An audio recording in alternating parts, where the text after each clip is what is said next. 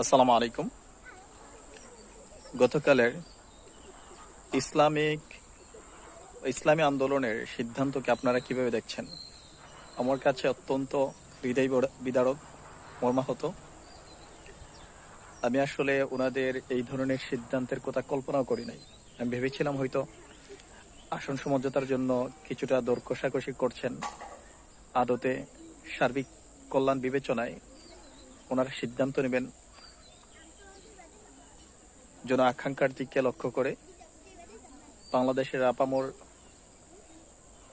ইসলাম প্রিয় মানুষগুলোর যে হৃদয়ের আকাঙ্ক্ষা সেটাকে বিবেচনা করে। কিন্তু ওনারা সিদ্ধান্ত নিয়েছেন, যদিও কঠিন এবং সাহসী সিদ্ধান্ত,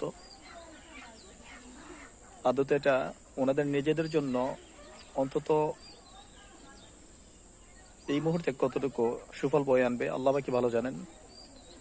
এমনকি 10 দলীয় জোটের জন্য একটা বিশাল বড় ক্ষতি হয়ে গেল, যেটা তো অবশ্য লাভবান হবে বিএনপি সহ তার সমমনা দলগুলো।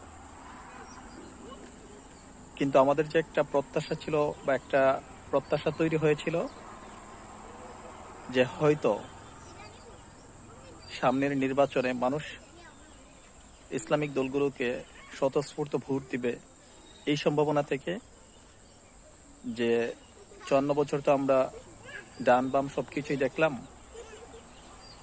যেহেতু আমাদের ইসলাম ধর্ম একটা পরিপূর্ণ জীবন ব্যবস্থা এবং ইসলাম অনুসরণ যারা করে তারা আসলে কিভাবে একটা রাষ্ট্র সমাজ পরিচালনা করে সেটা দেখার জন্য হলেও মানুষ ভেবেছিল হয়তো ভোট দিবেন। কিন্তু আল্লাহ পাক রব্বুল আলামিন উত্তম পরিকল্পনাকারী, তিনি জানেন যে কেন এমন একটা দুর্বিসন্ধি সংকট তৈরি করে আমাদের পরীক্ষা নিচ্ছেন। তবে আমাদের সবার জন্যই, সকলের জন্যই কল্যাণ কামনা করছি।